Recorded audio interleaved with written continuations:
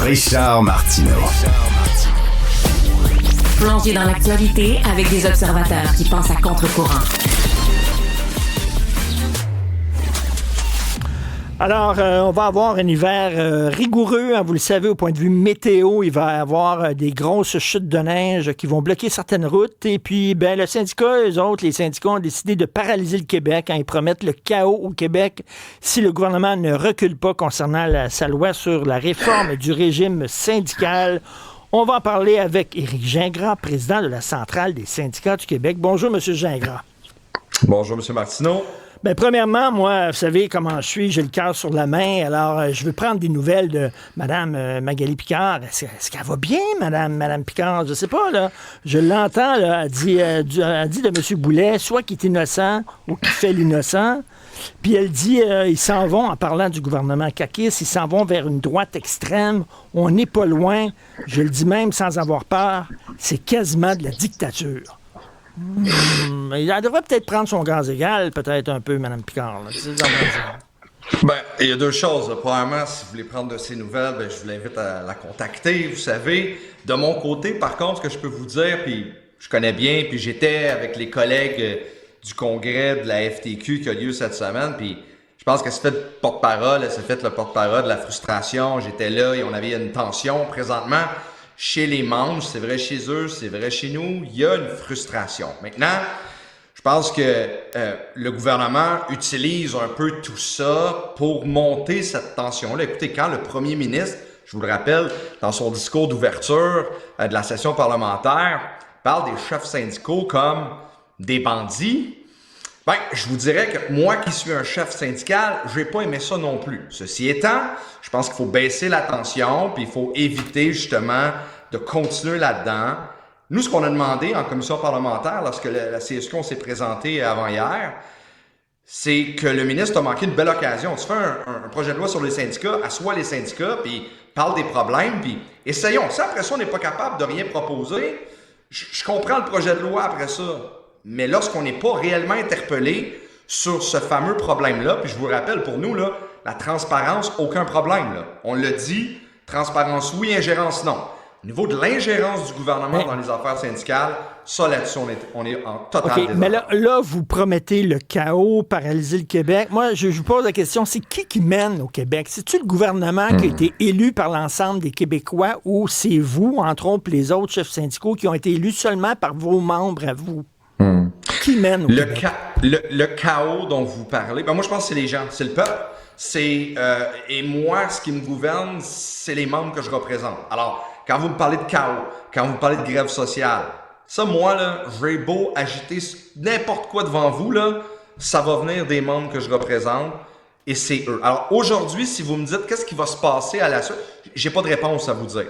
On va les voir, puis on va dire, voilà. Présentement, est-ce que les ingrédients qui nous amènent vers quelque chose d'un peu plus chaud, comme vous l'avez mentionné, c'est sûr qu'il y a beaucoup de mécontentement. Du mécontentement des membres envers le gouvernement. Vous savez, je représente du personnel enseignant, du personnel de soutien, des professionnels, réseau de l'éducation, de la santé, de la petite enfance.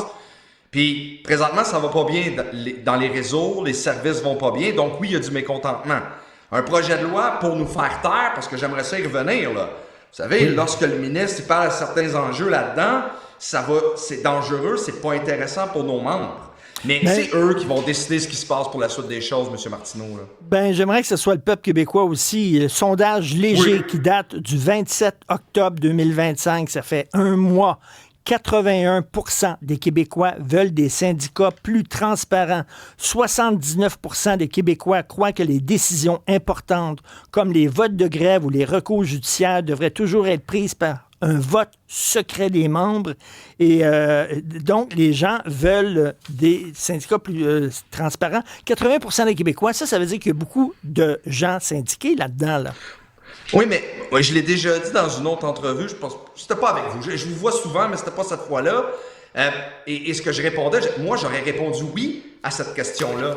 Et il n'y a pas d'enjeu. En commission parlementaire, on a dit que nous étions d'accord avec rendre davantage, plus de transparence dans nos états financiers, qu'ils soient vérifiés, qu'ils soient donnés à tout le monde, rendus plus disponibles, que le vote soit tenu à une heure raisonnable, pendant une période raisonnable. Ce qu'on a dit, c'est certains amendements. Par exemple, dire 24 heures pour tout le monde, je peux comprendre un syndicat qui représente 10 000 personnes, 24 heures, ça peut être une chose. Puis il y en a qui le font. Je viens d'un syndicat sur la Rive-Sud de Montréal, puis c'était ça la norme.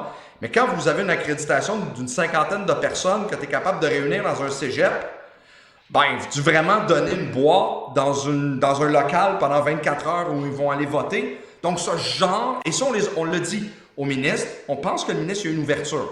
Par contre, M. Martineau, le bout sur la fameuse cotisation facultative.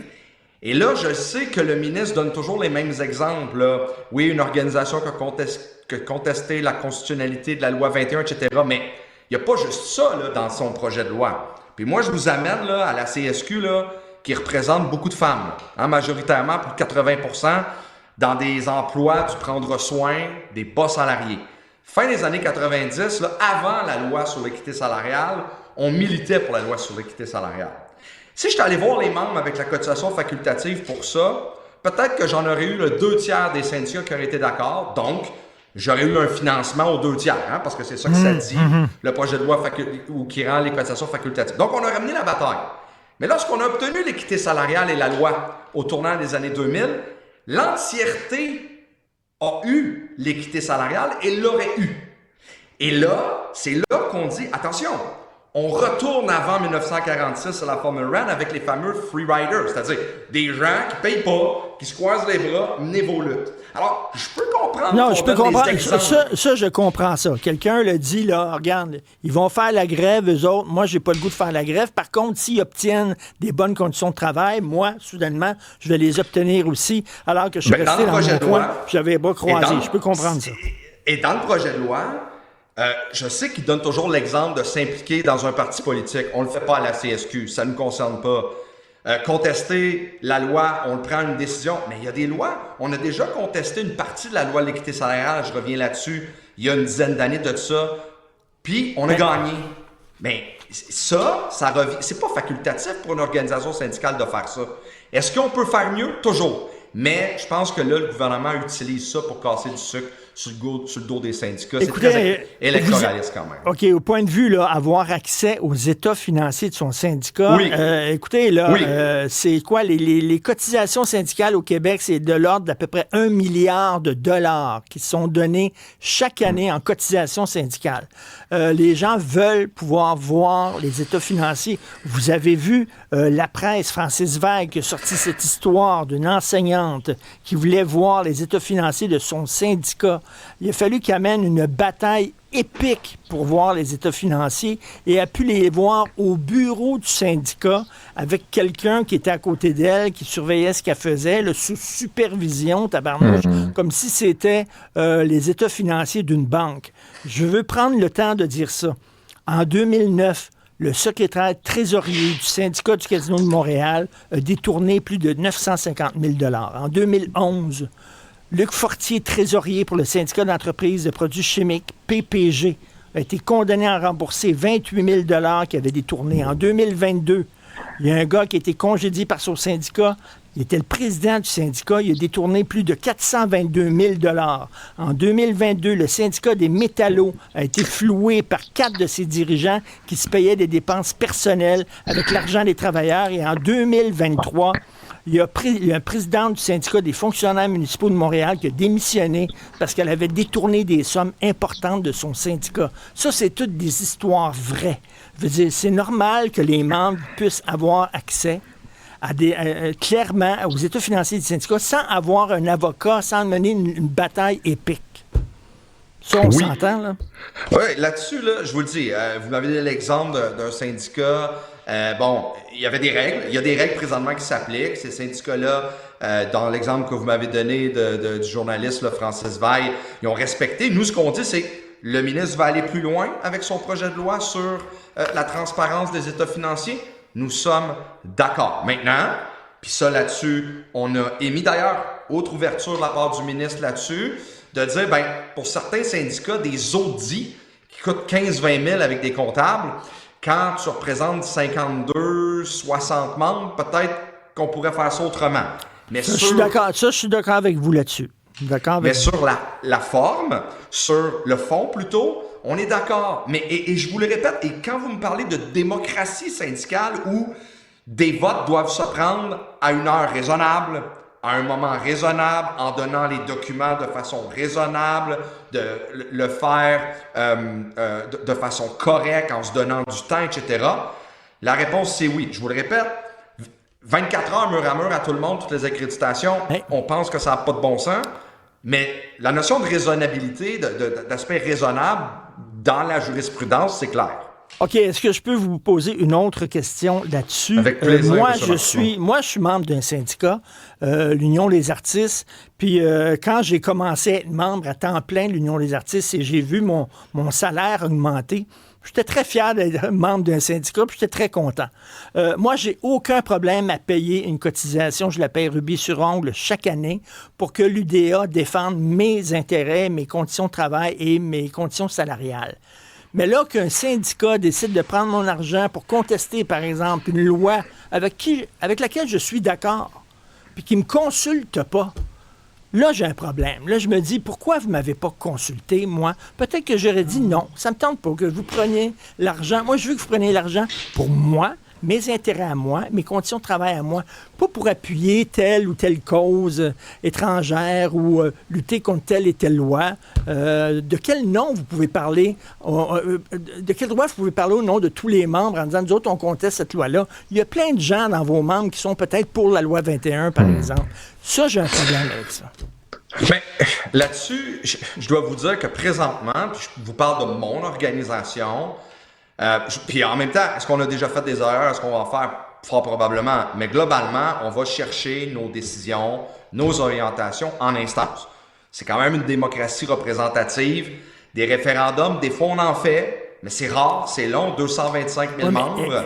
Mais M. Gingras, en instance, oui.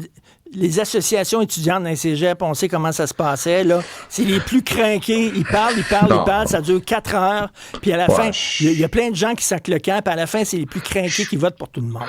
Ouais, là-dessus, je vais être en désaccord avec vous, là, du moins. Moi, quand je parle aux profs que je représente, au personnel de soutien, aux professionnels, on a été très clairs, nous autres, et rappelez-vous, dans la dernière négociation du secteur public, je pense qu'on a pris le temps, justement, d'écouter notre monde, on continue à le faire. Mais sur votre exemple de contestation de loi, présentement, ce que le gouvernement tente de faire, c'est quand même de nous mettre des bâtons dans les roues. Écoutez, des décrets, là, je donne un exemple. Lorsque le gouvernement a imposé, pendant la fin de la COVID, des conditions de travail à mes collègues infirmières, il a fait un décret à ce moment-là qu'on a contesté parce qu'on disait, ben non, là, rendu où est-ce qu'on est rendu avec la COVID à ce moment-là, on peut pas continuer là, à décréter les conditions de travail. On a gagné. Si je suis la logique du ministre du Travail avec son projet de loi, avant de contester le décret, je dois retourner voir notre monde.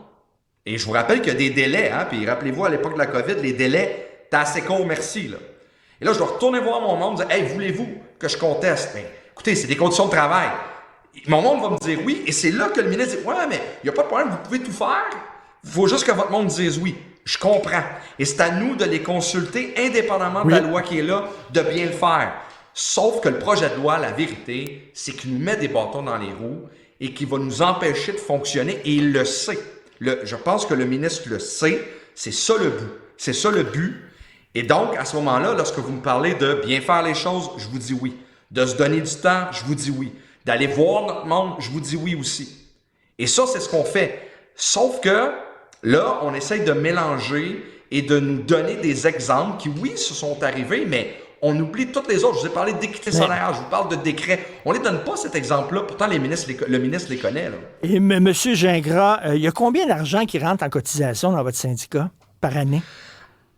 Juste que tout le monde comprenne, à la CSQ, on est très décentralisé. Ce qui fait qu'il y a une partie des sommes qu'on reçoit, mais la majorité reste dans nos syndicats locaux.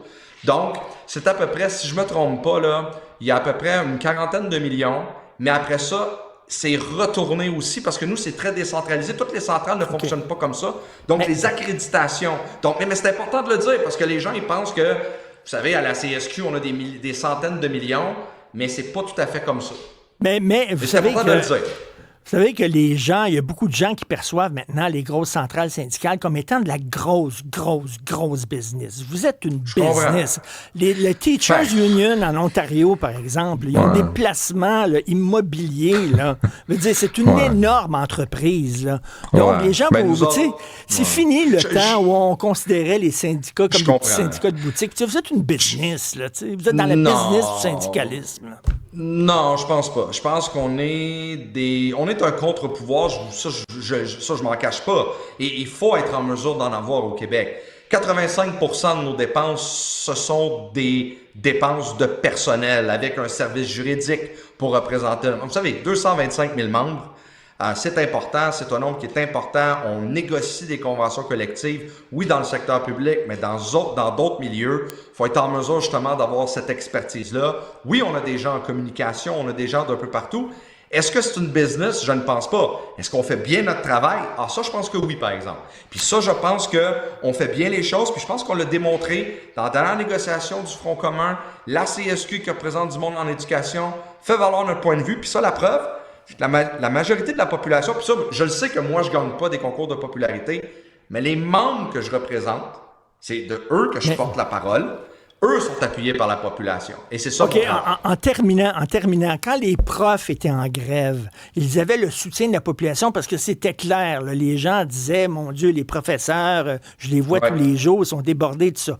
Là, vous risquez d'être en grève, de foutre le bordel au Québec pour maintenir, les gens, là, ils ne voient pas, là, c'est pour maintenir vos avantages à vous autres, à votre gang. Là, alors, si j'avais un conseil à vous donner, je sais que vous n'avez pas besoin de mes conseils, mais quand même, je ne peux pas m'empêcher de vous en donner un, mais vous allez jouer votre réputation. Là. Si vous faites chier le monde cet hiver, là, ça ne sera pas comme lorsque les profs sont en grève ou lorsque les infirmières sont en grève, puis on l'appui de la population. Les gens vont dire, ils sont en grève, pourquoi? Pour protéger leurs machines, leurs avantages, etc.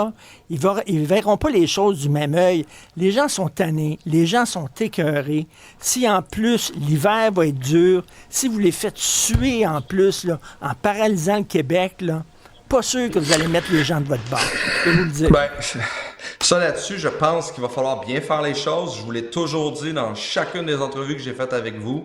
Je pense qu'il faut prendre le temps de bien expliquer, de bien placer. Puis je pense que les exemples que je vous ai donnés là, aujourd'hui mettent en lumière d'autres éléments du projet de loi que beaucoup n'avaient pas vus. Là. Et ça, je pense que ça va être notre travail. Maintenant, les membres que je représente, qu'ils soient dans le réseau du collégial, de l'enseignement, qu'ils soient des différentes catégories d'emploi, je les ai nommés, le savent très bien. Le premier rendez-vous, c'est samedi, le 29 novembre à 13h30 à Montréal, où il y aura des gens de la société civile. Il y aura aussi des gens mécontents du gouvernement, parce qu'il y en a pas mal de ça aussi, hein? Je vous dirais que ça, c'est important. Puis le message qu'on va donner, c'est, écoutez, là, il y a des gens qui sont des contre-pouvoirs, il ne faut pas les museler, et les syndicats en sont un. Et donc, il faut continuer à faire ça, puis on porte la parole. Puis je vous dirais que nos valeurs sont pas très loin. Maintenant, je suis d'accord avec vous sur une chose, prendre le temps de bien expliquer ce qu'on fait. Toujours un plaisir de débattre avec vous. La porte est toujours ouverte à Cube pour vous, M. Gingras. Merci beaucoup. Salut. Merci, M. Martineau. Bonne fin de journée. Salut.